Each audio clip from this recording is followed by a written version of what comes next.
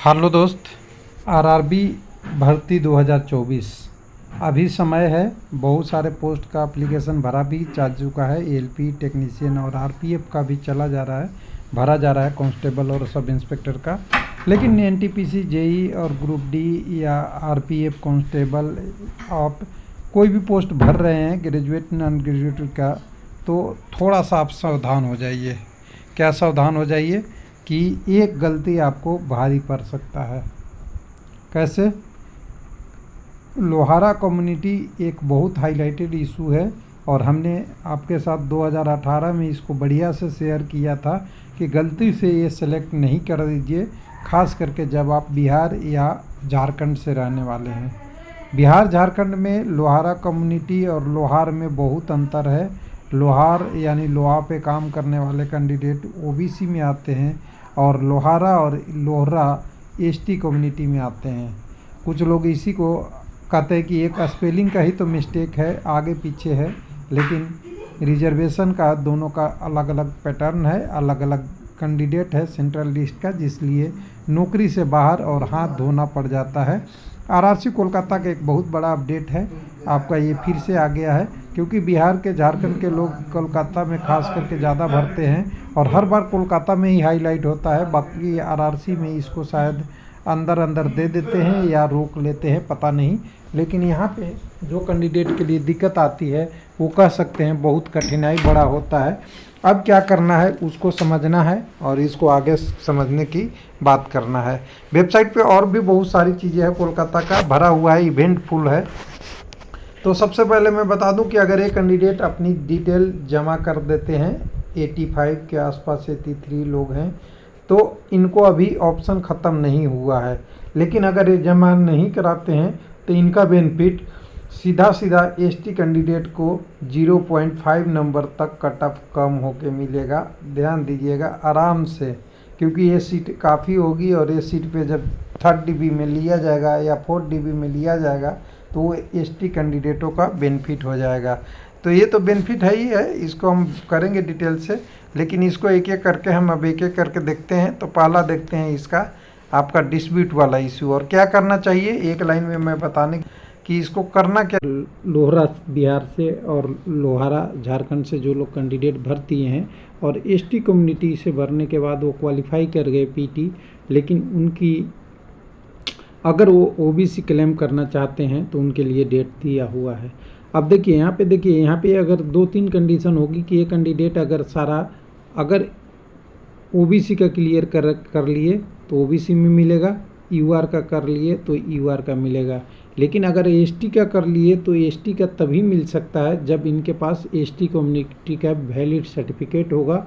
और valid certificate मतलब लोहारा अगर आपके पास है, लोहरा है तो मिलेगा, लेकिन अगर लोहार है तो नहीं मिलेगा।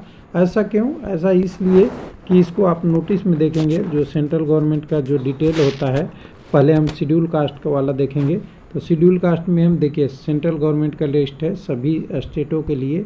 इन स्टेटों में से अगर हम बिहार पे आएंगे तो 1 मिनट, अरुणाचल प्रदेश, असम, उसके बाद बिहार में देखिएगा 22वें नंबर पे जो लिस्ट है, जो आपको नोटिस में ही दे दिया है, लोहारा और लोहरा, ये आपके एसटी कम्युनिटी में हैं। लेकिन आपके सर्टिफिकेट में अगर लोहार लिखा हुआ है तो लोहार आप ओबीसी में आते हैं बिहार झारखंड में। इसका एकदम बिल्कुल क्लियर परिणाम आपका डिटेल बिहार सरकार और सभी दे रखा है। इसमें आप देखिएगा 18 नंबर पे जो लिखा है गवर्नमेंट ने, जो कमार के कैटेगरी में लोहार, कर्मकार, माकर और विश्वकर्मा, यानी जो लकड़ी पे काम करते हैं और जो लोहा पे काम करते हैं बिहार के स्टेट का, जैसे मैं जानता हूँ, बाकी और भी हो सकता है, लेकिन मेन पेशा इनका ये है।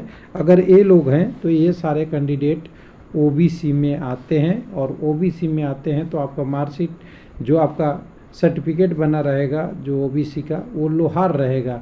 लेकिन आपके सर्टिफिकेट में लोहारा है तो आप एसटी में जा सकते हैं, कोई दिक्कत नहीं है। लेकिन लोहार वाला जो 2018 में भी हमने लोगों को बहुत हाईलाइट किया था कि ये सर्टिफिकेट में देख लीजिए कि आपका सर्टिफिकेट में लोहार है या लोहारा है।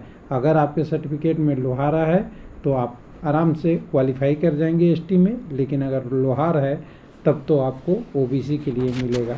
ये डिस्प्यूट है, लेकिन इसको आप ध्यान रखिएगा। लेकिन ऐसा नहीं हुआ तो ग्रुप डी में कैंडिडेटों को और बाकी आने वाले वैकेंसी में कैंडिडेटों को अलग अलग इशू आएगी, और उस इशू से बचने के लिए आपको एकदम बिल्कुल लिस्ट पे जानी चाहिए। अब लोगों का सवाल आएगा कि ये सेंट्रल लिस्ट कहाँ से डाउनलोड कर सकते हैं, तो आप नेट पे सर्च कीजिएगा, ये नेट पे अवेलेबल रहता है। हालांकि अपडेटेड लिस्ट लेंगे वो आपको बेहतर है, ये आप कर लीजिएगा। नहीं हो सके तो आप www.railwaylifealp.com के मेन पेज पे जाएंगे, मेरा वेबसाइट है, उस वेबसाइट पे मैं आपको अभी दे दूंगा। हालांकि बाद में आज तारीख है, आपको मैं बता दूं कि आज तारीख है 17/18 आपका 17/4/2024।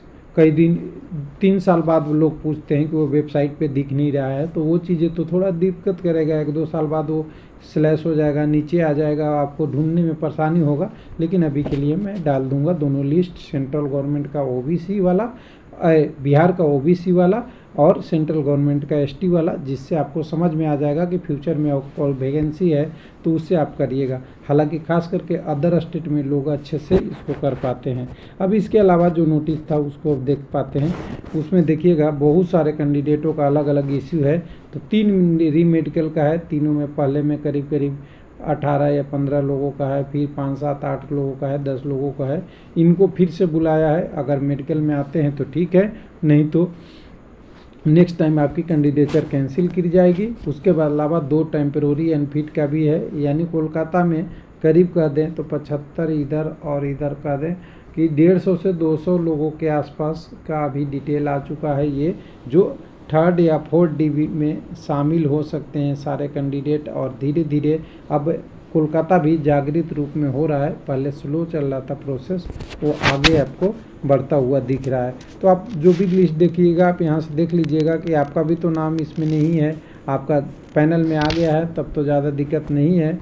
अगर पैनल की इंतज़ार कर रहे हैं तो ये 5, 6, 10 लोगों को है जिनको री मेडिकल के लिए 16/4 को बुलाया था, और आगे पहले जो आया हुआ था उसका है, उससे पहले भी जो आया है कैंडिडेट का सारा लिस्ट एक एक करके आप यहाँ पे मैच कर लेंगे अपना रोल नंबर। क्योंकि रेलवे का हमें वेबसाइट को रेगुलर विजिट कीजिए, जिससे आपको देखिए 18 लिस्ट यहाँ पे हैं जिनको आगे डॉक्यूमेंट वेरिफिकेशन के लिए 29/4 को बुलाया गया है कि आप अपनी मेडिकल के रिगार्डिंग कर लीजिए पूरी कार्रवाई, नहीं तो आपका कैंडिडेचर कैंसिल किया जा सकता है। तो कुल मिला के यहाँ देखिए, मेरा वीडियो इस बनाने से एक मतलब था कि कैंडिडेट को ये चीज़ पता चल जाए कि आगे जाने वाली भर्ती में या आरपीएफ कांस्टेबल एसआई का पोस्ट रहा है, अपनी कम्युनिटी सही से भरिए, और भरने के लिए अपने सेंट्रल लिस्ट या स्टेट लिस्ट की जो है वो लिस्ट देख लीजिएगा। कई स्टेट में एक और इशू आती है कि सेंट्रल में तो आपका स्टेट में वो रहते हैं कोई और कैटेगरी में, और अगर सेंट्रल की लिस्ट होती है तो वो कोई और में चले जाते हैं। तो इसलिए आप हमेशा रेलवे की बात करेंगे हम रेलवे की, तो आपको सेंट्रल गवर्नमेंट का लिस्ट भी देखना चाहिए, और सेंट्रल गवर्नमेंट का ही आपको क्या देखना चाहिए, फॉर्मेट देनी चाहिए, जो स्टैंडर्ड फॉर्मेट कुछ लोग बोलते हैं ना। SC ST के लिए तो स्टेट का चल जाता है, लेकिन OBC EWS वगैरह वाला सेंट्रल फॉर्मेट में रहिए तो आपके लिए बेटर होगा। थैंक यू, धन्यवाद।